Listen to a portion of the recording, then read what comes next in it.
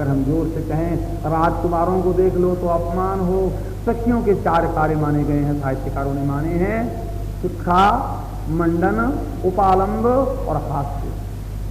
सखियां शिक्षा भी दे सकती हैं, सखियां श्रृंगार भी कर सकती हैं, सखियां उल्हाना भी दे सकती हैं और सखियां मीठी हंसी भी कर सकती हैं, सभी काम कर सकती हैं।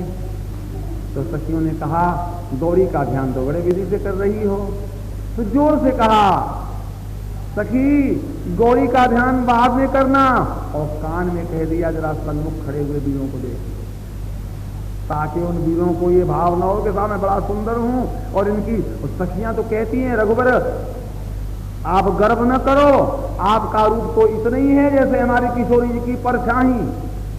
उनके मुंह पर तो ये कहती हैं, ये कोई गजबई है उपहास करने में। और जब उन्होंने सोचा कि हंसी कर रही है ये, तो सकुच इसकी तब न उखारे, बड़े संकोच सोचा ऐसा ना हंसी करे बाद में ताली बजा के हंसने लग जाए तो बड़ा गड़बड़ हो। मगर जब आंख धीरे से खोला, कन की आंख से देखा कोई खड़ा जरूर है और कोई मालूम पड़ता है वही खड़े हैं जिनको मैं देखना चाहती थी। तो आंख खोल कर देखा तो सन्मुख दो रोग सिंगनी हारे।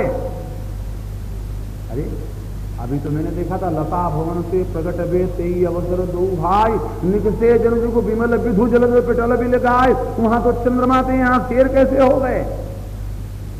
कहा वास्तव में पत्नी 2 बात चाहती है, पति में सौंदर्य चाहती और शौर्य चाहती है। तो आज भगवान ने दोनों रूप प्रकट किया।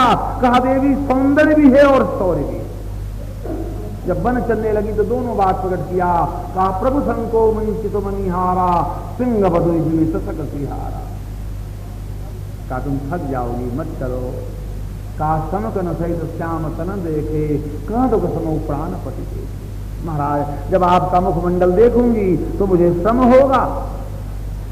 तो दोनों रूप भगवान ने प्रकट किया। मगर फिर लक्ष्मण जी को देखकर उन्होंने कहा देवी ऐसा करो, ये तो लघु जो गोरा है ये हमारा देवर हो और हमारी जयमाला इन्हीं के गले में पड़े। यदि ऐसी करो इन्हीं के गले मम हाथन सो जयमाल पड़े। ऐसा करो ये जो श्याम सुंदर हैं इन्हीं के गले में हमारे हाथ से जयमाल पड़े। देवी ऐसा करो, भगवती ऐसा करो, ऐसा मनोरथ कर रही थी मगर समय समाप्त होने लगा। सखियों ने कहा नहीं पुण्य आओगे यही बिरिया काली असपई मन बिहसी एक आली कल फिर आना। मगर ऐसा करके बहुत जोर से हंसी। तो लोगों ने कहा ये कौन सी बात भाई कल आना, कल तो धनुष यज्ञ होगा, आना क्या, कल फिर आना और कह के हंसी। इसका तात्पर्य क्या है? इसका तात्पर्य यह है कि वो कह तो रही है कुछ मगर उसका संकेत कुछ है, वाच्यार्थ से लक्ष्यार्थ भिन्न है। वो क्या कह रही है? का पुनियाओ बे यही बिरिया काली। काली कह के संबोधन का चित्र लगाती है, कहती है हे काली, काली यही बिरिया पूरी आओ। हे मां ऐसा करो कि आज राम सीता जो एकत्रित हुए हैं कल यही बेला फिर आवे और एक दोनों को दोनों देखें और जयमाल इनके हाथ में हो, वो जयमाल इनके कंठ में पड़ जाए। तो ऐसा ही करो। ऐसा जब कहा तो मानो देवी ने आश्वासन दिया तो अट्टहास कर वाह मेरी प्रार्थना स्वीकार कर दी गई। निश्चित बात है माँ कभी स्वीकृत करती है, पुत्रों की बात को सर्वदा स्वीकार करती है। माँ ही ऐसी जो पुत्र की कामना को स्वीकृत करके पूर्ण करती है। पूरी ही मन कामना तुम्हारी। और सब चले भगवान इधर गुरु जी के यहाँ चले, श्री किशोरी जी इधर चली। भगवान ने सोचा इनकी एक मूर्ति तो फोटो तो उतार लो। तो फोटो के कोई ग्राफर को बुलाओ, कोई रंग लाओ। कहा नहीं कोई रंग ऐसा नहीं है, सारे रंग राग द्वेष से भरे हुए हैं और ये राग द्वेष से परे प्रेम की मूर्ति है और कोई पट ऐसा नहीं है जिस पट में इनकी मूर्ति उतारी जा सके। याद रखो पट तो ऐसा हो जिस पट पर आज तक कोई रंग न चढ़ा हो, तो वैसा पट तो मेरा हृदय है। और रंग वास्तव में प्रेम का रंग ही ऐसा है जिस पर कोई रंग नहीं चढ़ता। तो प्रेम की तो स्याही घोली और अपने हृदय को पट बनाया और रामचंद्र जी के कलाकार मन ने श्री किशोर जी की मूर्ति को अंकित कर लिया। परम प्रेम में मृदु मस्कीने चारु चित्त भीति लिख दी। और जानकी जी ने भी अब भगवान के स्वरूप को अपने हृदय में धारण किया, भवानी के मंदिर में गई, चरणों में प्रणाम किया, मगर मुंह से नहीं कहा। काकीनो प्रकट न कारण ते ही अब कई चरण गहे वैदे ही, आपके चरणों में गिर रही हूं, मैंने कारण प्रकट नहीं किया क्योंकि आप पुर के पुर में तो सर्वदा रहती हैं, सर्वस्व हृदय संस्थिते स्वर्गापवर्ग दे देवी नारायणी नमोस्तुते। इसे आप पूर्ण करेंगी। माँ ने एक ही बात कहा, देखो नारद वचन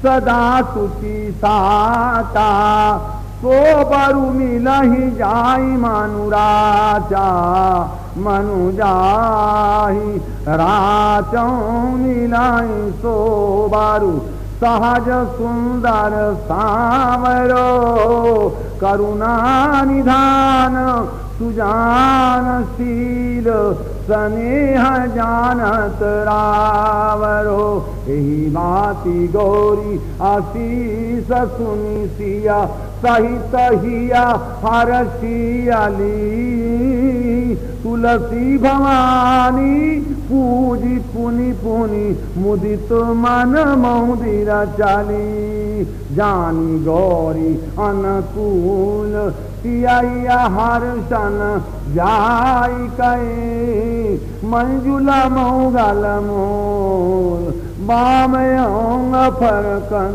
लगे।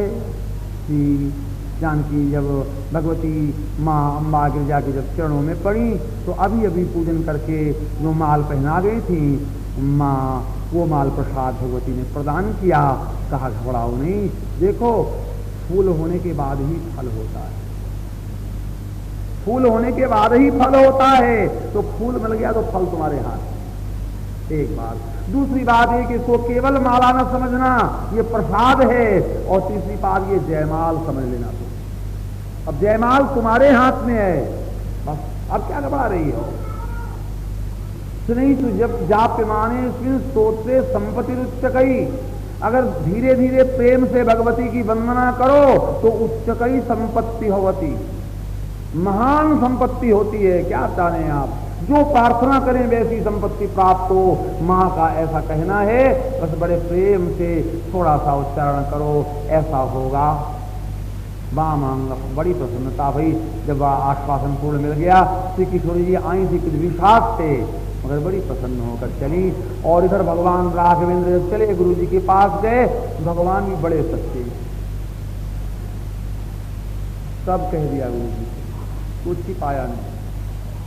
महाराज जी आप पूछेंगे कुछ विलंब हो गया। मैं वहां गया तो जनक कुमारी का दर्शन हुआ और ऐसे ऐसा मेरा मनोभाव हुआ और मैंने लक्ष्मण के सामने सारी बातें कही। और फिर वो गौरी का पूजन करके अपने राजमहल को चली गई। और महाराज मैं पुष्प लेकर आपके पास आ गया।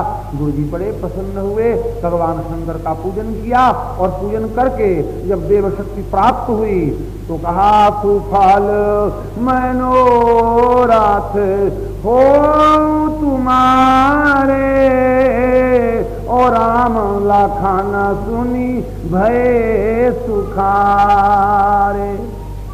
जाओ आपका मनोरथ पूरा हो। इसे संकेत था कि आपका संबंध श्री किशोरी जी से हो और किशोरी जी का संबंध आपसे हो। महाराज जनक का बहुत बड़ी प्रण पूर्ण हो, आपका कल्याण हो।